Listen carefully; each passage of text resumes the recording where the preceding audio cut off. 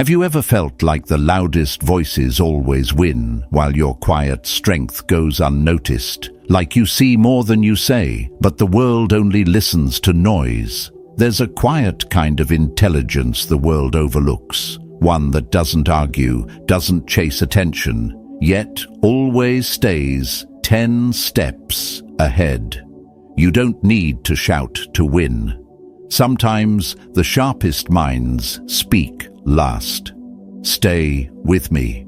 Let's explore how to lead without noise and outsmart without ever being seen.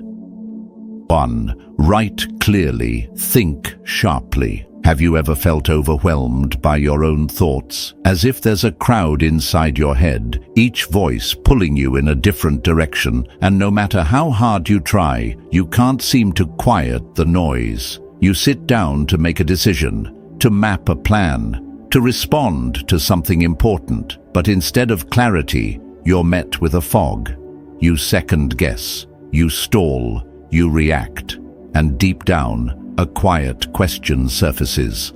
Why can't I think straight? The Stoics would have offered a simple but powerful answer. You haven't trained your reason. You haven't practiced ordering your thoughts like a disciplined general arranges his troops. Writing for the Stoic wasn't about appearing clever or eloquent. It was about survival. Marcus Aurelius, Emperor of Rome and student of Stoic philosophy, didn't write meditations for the world. He wrote to himself in silence because he knew that clarity on the page leads to clarity in life.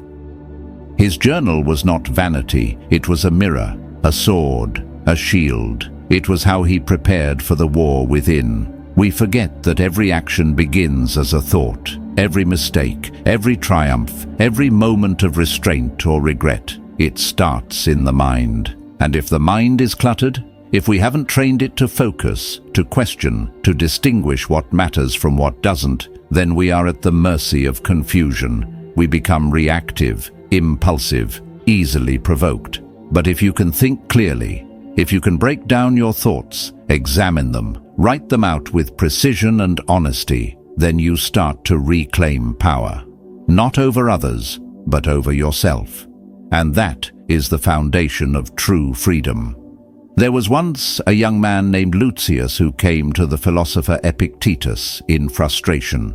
He said, "Master, I try to live by reason, but in the moment I forget what matters. I fall into anger. I say things I regret. I make plans and abandon them. Why am I so easily lost?" Epictetus, calm as ever, said, "Sit down, take a reed and some parchment. Write down the next thing that troubles your peace. Then question it, then challenge it, then let it go." Lucius returned the next day with 10 pages of unexamined fears and false beliefs. Epictetus smiled. "Good," he said. "Now you see the battlefield. Now you can begin to train." Writing in the Stoic sense is not for show. It is not performance. It is a cleansing ritual. It is how the warrior prepares, not to fight others, but to master himself. You write not to be read, but to be revealed. You write not to convince others, but to make sure you understand what you believe and why. You bring your assumptions to light. You put your fears under the blade. You take your scattered, undisciplined mind and you give it a spine, a form, a path. Seneca said, "If a man knows not to which port he sails, no wind is favorable."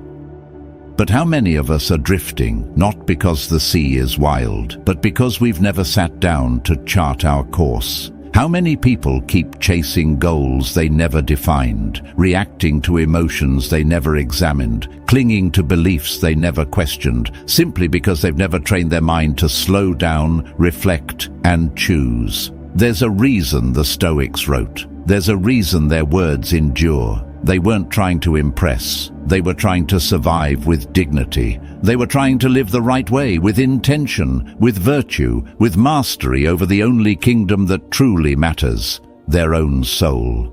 You can begin this today. No matter who you are or what you've been through, the page is waiting. Take 10 minutes tonight. Sit in silence. Write down what you fear, what you want, what you cannot let go of. Then look at those words. Question them. Ask, is this within my control? Is this aligned with my values? Or is this just noise I've been carrying? You'll be surprised at what surfaces. You'll be humbled by how much chaos you've tolerated in silence. But you'll also feel something you haven't felt in a while. Direction. There's no magic here, no special technique, just repetition, just courage, just brutal, quiet honesty. You don't need to write like a poet. You don't need to sound wise. You just need to be willing to see clearly, because that's where transformation begins. In a world that rewards appearance over substance, noise over thought, and speed over depth, the simple act of writing becomes a radical choice, a return to self, a discipline of the mind. And yes, it's slow, it's hard. Some days you'll stare at the page and feel nothing but resistance. That's fine. The Stoic doesn't avoid resistance. He trains through it, because he knows what's on the other side: clarity, peace, power. Real power is not found in dominating others. It's found in being able to govern your own thinking. If you can write it, you can hold it still. If you can hold it still, you can judge it clearly. And if you can judge it clearly, you can act with precision. That is what makes you dangerous in the best way possible. Not loud, not reactive, but sharp, present, intentional. Someone who doesn't just think, but thinks well. And that, my friend, is rare. So if you want to begin mastering your life, don't start with others. Start with your mind. And if your mind feels like a storm, then pick up the pen. That's how the Stoic calms the sea. Not by shouting at the waves, but by building a vessel strong enough to ride through them. Because clarity isn't given. It's earned, word by word, thought by thought, day by day. And when you've done that, when you've trained your inner voice to think like a philosopher and write like a warrior, you don't just live a better life. You live a life you can actually understand. Now, once the page is clear and the storm has settled, there's a deeper challenge waiting, the moment when your words must become your presence. And that begins with your voice. 2. Speak less, mean more. Have you ever spoken and immediately wished you hadn't? Words that slipped out too fast, too sharp, too vague, or worse. Words that fell flat, unheard, like dust in the air. You meant well. You tried to explain. But somehow, what was clear in your head came out clumsy, defensive, or diluted. And afterward, as silence settles around you, the thought lingers. Why didn't they listen? In moments like that, it's tempting to blame others, their bias, their impatience, their lack of attention. But a Stoic turns inward. The Stoic asks, was I truly present in what I said? Did I speak with intention or just with noise? Did I speak from order or from impulse? Because speech, for the Stoic, is not performance. It's a discipline. It's not about sounding impressive. It's about speaking from a place of clarity, control, and alignment.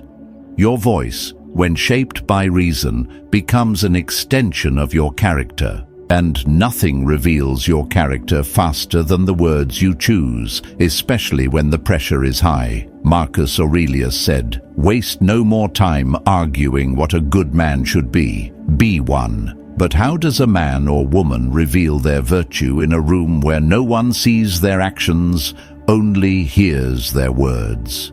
Through the way they speak, with composure, clarity, and deliberate thought. When you've trained your mind to think clearly and your tongue to speak carefully, your words carry weight. Not because you raise your voice, but because you don't need to. You've become someone others listen to without knowing why. That is not a trick. It's not manipulation. It's presence. And presence is built through discipline. I once knew a man named Elias. He wasn't loud, wasn't flamboyant, and rarely interrupted anyone. But when he spoke, the entire table fell silent. Not because he demanded it, but because his voice came from a place of calm certainty. He had trained himself to pause before speaking, to remove exaggeration from his language, and to say only what was essential. There was no fluff in his sentences, no need to prove or impress. Even in disagreement, he never attacked, he clarified. And because of that, even those who opposed him respected him. He was, in the truest sense, untouchable, not because he fought, but because he understood. That's the kind of strength you cannot fake. You cannot borrow it with charm or amplify it through volume. It comes from within, from a practiced stillness, a sharpened clarity. Epictetus taught his students not to engage in needless talk. He said, "Let silence be your general rule, or say only what is necessary and in few words." That is not repression, it is mastery, the kind that turns speech into precision, not pollution. We live in a time where everyone talks, constantly, loudly, endlessly, but very few people say anything, and even fewer say it in a way that leaves a mark. Stoicism offers an alternative. Speak like a warrior draws a blade, not for show, not from emotion, but with purpose and restraint. Because every time you open your mouth, you're not just expressing yourself, you're revealing how much discipline you've cultivated. If your words are scattered, your mind is likely the same. If your speech is reckless, chances are your life is too. This is where the work begins, not with rehearsing clever lines or trying to sound wise, but with training the inner order from which your words flow. You begin by being present in conversation. You listen more than you speak. You observe your own reactions. You notice how often you interrupt, over-explain, justify, or try to dominate. And you start removing what's unnecessary until what remains is essential. There's a scene I often return to in memory. A young woman, nervous, intelligent, full of ideas, stood up in a room of seasoned professionals to present her vision for a community project. She stumbled through her first sentence, flushed, apologized, but then she paused, took a breath, and began again, slower, clearer. No more filler, no more sorry, just truth. And as she spoke, the room changed, because when someone knows what they're saying and says it without performing, people listen, not out of politeness, but out of respect. This is what your voice can do when it's aligned with inner clarity, and this is the right way to use your words, not to impress, but to express virtue. You speak calmly because you're not ruled by emotion. You speak precisely because you've thought deeply. You speak only when needed because your silence is not emptiness, it's intention. So how do you train this? Not by studying rhetoric or memorizing tricks. You begin with observation. Each time you speak, reflect afterward. Was I grounded? Did I interrupt? Was I trying to win or trying to understand? Then, slowly, shift your habits. Eliminate unnecessary disclaimers. Speak in full sentences. Use pauses to give your words weight. And above all, do not rush. Rushing is the reflex of the unprepared. The disciplined mind moves slowly and surely because it knows where it stands. You will fail. You will blurt out. You will feel foolish. But each failure is a forge. And if you keep returning to the work, if you keep returning to stillness, to the page, to the mirror of reflection, you'll find that your speech changes. And when it does, so does your impact. Because people don't remember how loudly you spoke. They remember how clearly you spoke. They remember how you made them feel, not manipulated, but understood. Not dominated, but seen. your voice becomes a quiet force, like the tide, persistent, deliberate, inevitable. This is not about sounding like a Stoic. It's about being one. Let your speech be the residue of your training. Let your clarity be your presence. Let your words rise from a place so still, so ordered that no one dares interrupt, not out of fear, but out of reverence. In a world addicted to noise, the man or woman who speaks with calm precision is unforgettable. And when your words begin to carry the scent of virtue, when they reveal discipline, honesty, restraint, and courage, you will not need to seek authority. You will become it. So the next time you enter a room, don't worry about how to sound powerful. Worry about how to stay rooted. Don't rush to speak. Wait. Feel the silence. Then, when the moment is right, speak slowly. Speak clearly. And speak only what you're willing to live by. Because in the end, your voice is not just your sound. It is your signal. And once it is disciplined, you won't need to raise it. And now that your voice has become the blade, honed by reason and silence, the next question must be asked. What kind of inner material are you cutting through? Let's look deeper. Let's turn to the page, not for others, but for your own clarity. Let's explore how writing reveals the battlefield and how your thinking shapes the life you live. 3. The pen reveals the self. Have you ever been afraid to sit alone with your thoughts? Not because something terrible might happen, but because you know that once the noise of the world fades, you'll finally have to face yourself, your unfinished plans, your contradictions, the quiet truth you've been avoiding. In the silence, everything comes forward. That's when many people reach for distractions. But a Stoic, he reaches for the pen. Marcus Aurelius didn't write Meditations as a public message.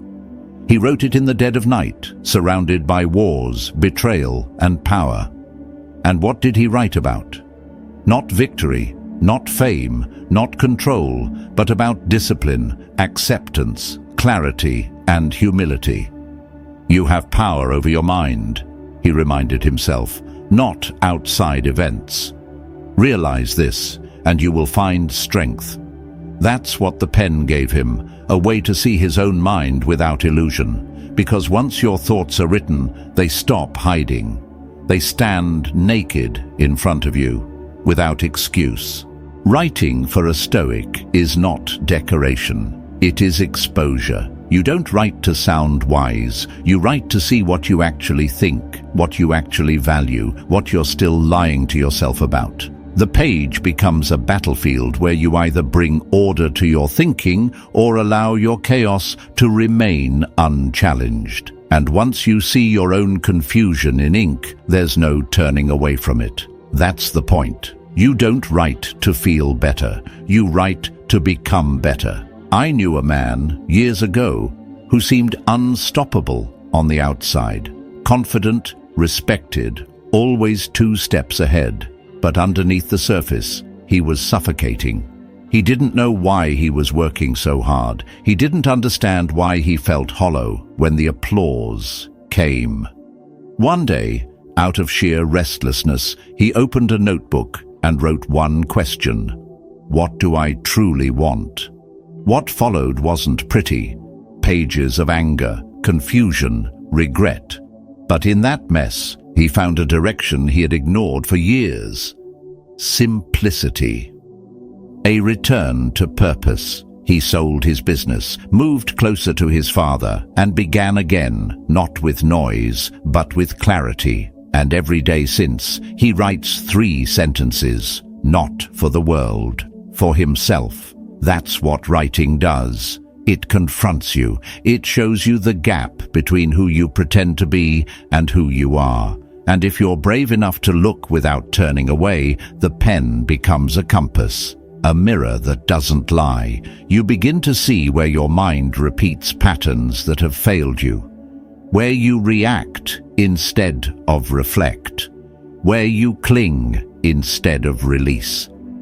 Epictetus once said, Know first who you are, and then adorn yourself accordingly. But how can you know who you are if you've never written down your beliefs?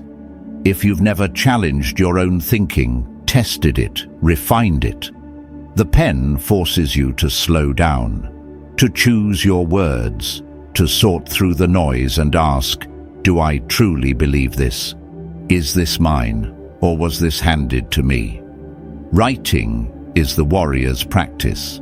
Not the external warrior, but the one who wages war on confusion, excuses, and undisciplined thought. It's where you stop being reactive and start becoming intentional. And it's not glamorous. Some days the words won't come. Some days they'll come too fast. But if you stay with it, if you return to the page again and again, you'll begin to notice something. Your life becomes more coherent. You make fewer decisions you regret. You spot your triggers before they take hold. You recover faster when storms hit. Not because life gets easier, but because your inner world is no longer a mystery to you. The act of writing doesn't require hours. Start with 5 minutes. One question, one reflection. Ask yourself, what am I running from today? What virtue did I forget to practice? What matters more than I've been treating it? That's it. No need to show anyone. No need to be perfect. You're not creating a performance. You're building a structure for your mind to stand on. A scaffolding that can hold the weight of real challenges, not just convenient ones. There's a reason the Stoics wrote, it wasn't for fame, it was survival. To be tossed between fortune and hardship and still remain centered, you need something deeper than willpower. You need reason. And reason doesn't appear out of thin air. It is forged in silence, through examination, through pages that know your secrets better than your friends ever could. And when you've written enough, something shifts. Your decisions become cleaner. You no longer chase every emotional gust. You stop seeking validation from the crowd because you've already debated yourself in the dark and emerged with clarity. The pen becomes your counsel, your anchor, and your mind becomes less of a battlefield and more of a kingdom. Writing is not a cure. It won't erase pain or remove uncertainty. But it will remind you that you are capable of facing truth, that you don't need to fear your own thoughts, that there's a part of you deeper than the chaos, a stillness you can return to every time you pick up the pen. That is the root of strength, not bravado, not showmanship, but the courage to confront yourself honestly and return to the world with integrity. So if you've been feeling scattered, unsure, overwhelmed, don't rush outward. Sit, breathe, pick up the pen, begin where you are, write without judgment, ask without fear, reflect without distraction, because in that moment, you're not just journaling, you're taking full responsibility for your inner life. And that is the right way to live, not perfectly, but honestly. If this message resonated with you, write the word mirror in the comments. It's a simple gesture to show you're walking the path inward. And if you find value in this journey, consider subscribing. Not out of obligation, but to stay grounded in a world that pulls you in every direction. Now that we've seen how writing reveals the mind, there's another discipline even more rare, the ability to remain still when provoked, to let silence speak for you. Let's explore how the art of restraint turns noise into power. 4. Silence is strength. Have you ever been in a conversation where every part of you wanted to interrupt, wanted to correct the lie, defend your name or prove your worth, yet something deeper inside whispered, wait, say nothing, and somehow, by staying silent, you walked away with more dignity than if you had said a word. That silence didn't feel weak. It felt clean, strong, like something ancient had held your tongue while your presence did the speaking. That moment is rare. But when it happens, you start to understand something the world often forgets. Silence is not the absence of strength. It's one of its purest expressions. The Stoics taught us that not everything deserves a response. Not every insult is worth a reply. Not every challenge is worth answering. Epictetus said, "If someone speaks ill of you, live in such a way that no one will believe it." It's not because you're above the situation. It's because you know how to guard your peace. When someone slanders you, argues with you, provokes you, they are offering you a contract that says, "You and I are now at war." But a wise person knows they don't have to sign it. In fact, they know that the refusal to engage is often the sharpest move. Imagine this. A young advisor in the Roman Senate, eager to prove himself, is constantly baited by a more senior rival, one who mocks him in public, questions his competence, and tries to embarrass him at every turn. The young man burns inside, rehearses responses in his mind, and dreams of the perfect verbal comeback. But instead of speaking, he does his job. He listens carefully, works diligently, speaks only when asked, and lets the quality of his actions do the talking. Over time, the room begins to shift. His restraint becomes respected. His rival's loudness begins to look insecure. And one day, when the rival tries another insult, the young man simply turns, meets his eyes, and says nothing. The room falls silent. Everyone feels the weight of that quiet, because in that moment, his silence wasn't empty, it was full of strength. This is what silence does when it's born of self-mastery. It turns the expected into the unexpected. It creates space for reflection, not escalation. It unsettles those who seek control through chaos, because they don't know how to respond to someone who doesn't bite.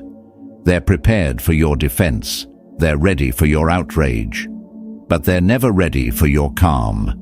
And let's be clear, this is not about suppressing your voice. It's about refining it. There's a silence that comes from fear, and there's a silence that comes from power.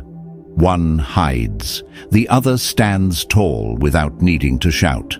One avoids, the other absorbs. That's the kind of silence the Stoics practiced, not passivity, but presence. A silence that listens with discipline, that speaks only when words are necessary, and that holds its ground without needing to perform.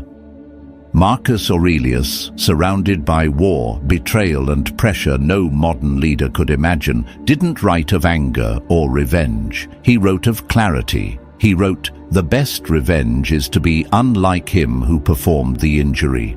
In other words, you don't defeat insult with insult. You defeat it by refusing to become what you despise. You don't match their chaos. You root deeper into your order. And that order often speaks best through silence. But let's be honest, it's hard. When someone questions your worth, it's natural to want to explain. When someone lies about you, it's tempting to correct them publicly. And sometimes, yes, truth must be spoken. But the warrior doesn't fight every battle. He chooses. He waits. He watches.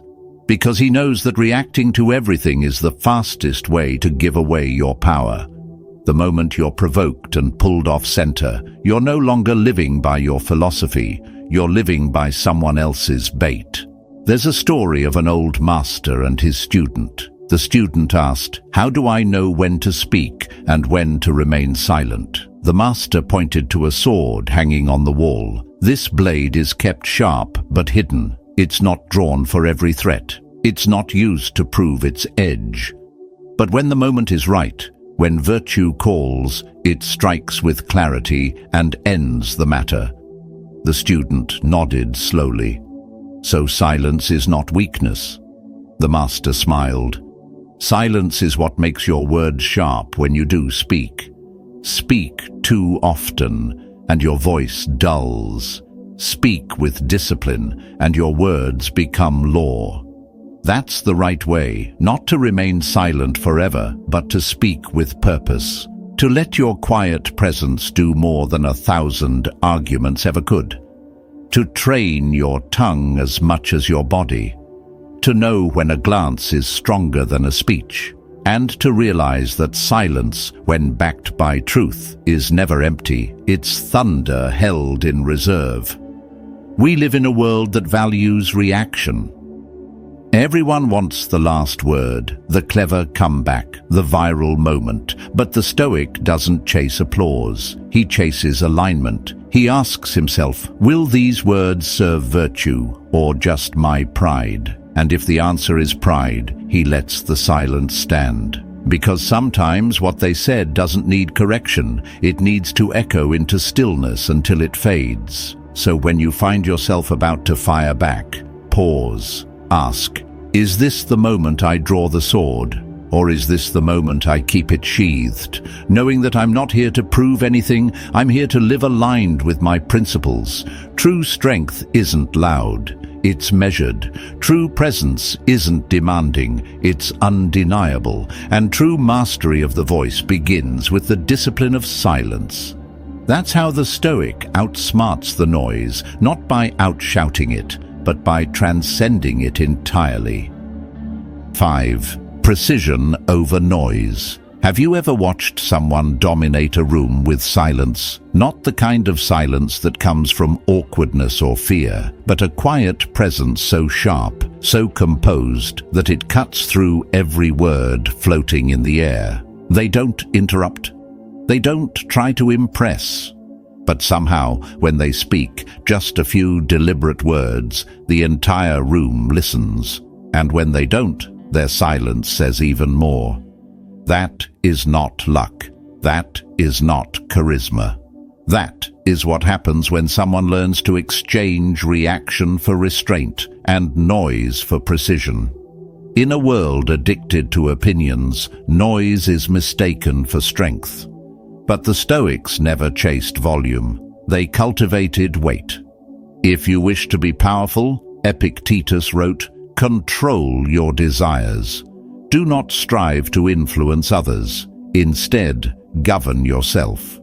Influence to the Stoic is not a game of persuasion, it is a byproduct of self-mastery.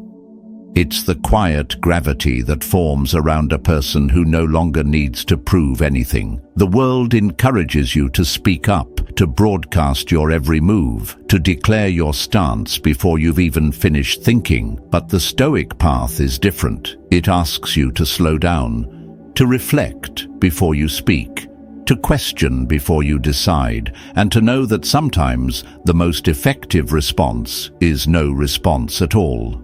There was a strategist in the court of a Roman general, brilliant, logical, known for his planning. But he spoke too often, too quickly, trying to advise in every meeting, trying to be heard at every turn. His mind was sharp, but his words blurred his value. One day, the general pulled him aside and said, "You are wise, but you scatter your arrows. Speak only when it counts, and you will be feared more than 20 loud men." From that day forward, the strategist said little. But when he did, his words changed outcomes.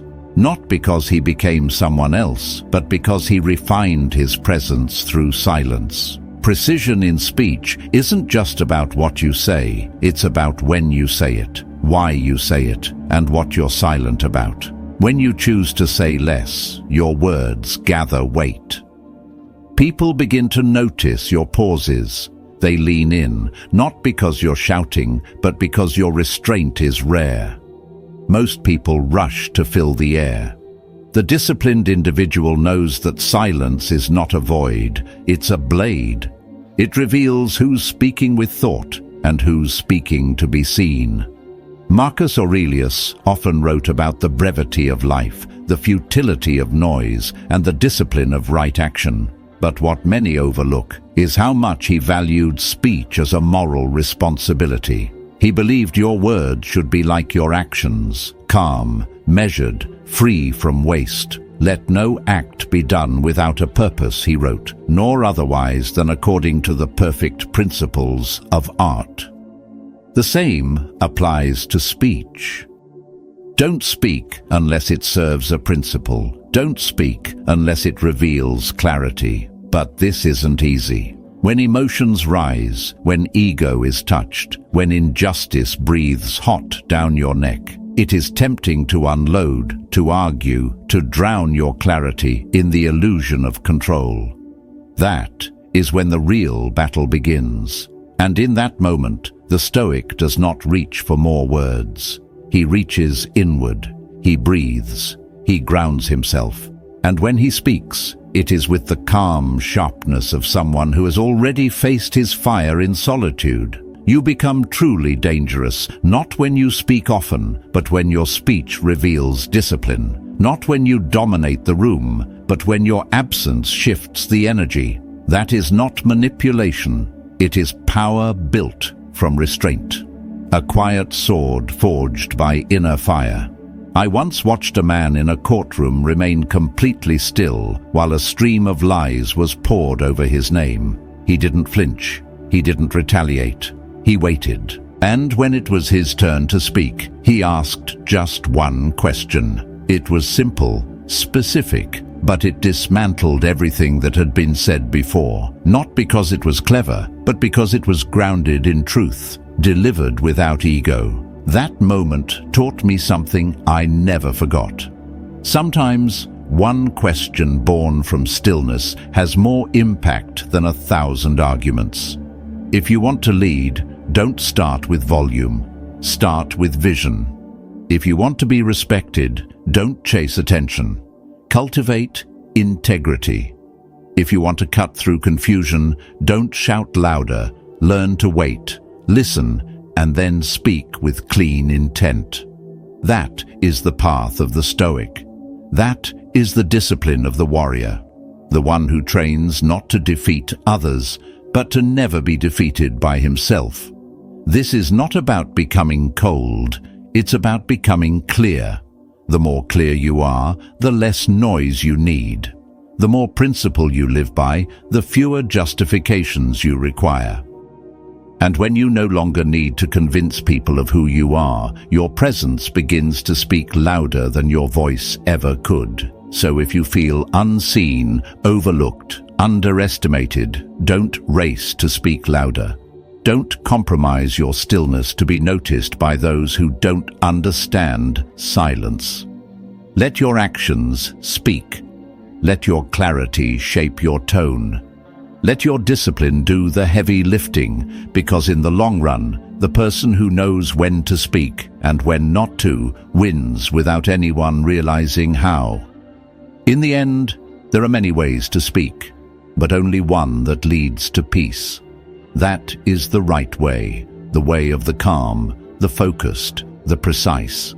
The one who does not waste words, who does not shout over chaos, but who waits, watches, and speaks only when it matters most.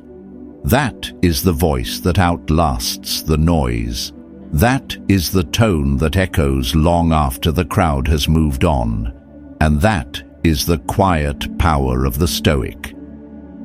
Some people keep others confused so they can stay unchallenged. But you're choosing a different path. You're sharpening your thinking, your speech, your silence. That quiet strength will set you apart more than any spotlight ever could. If this message spoke to you, subscribe to keep sharpening your edge. And comment, silent power. Stay steady, stay clear. And remember, this journey is only beginning. In the next video, we'll go even deeper into the quiet habits that build unshakable presence.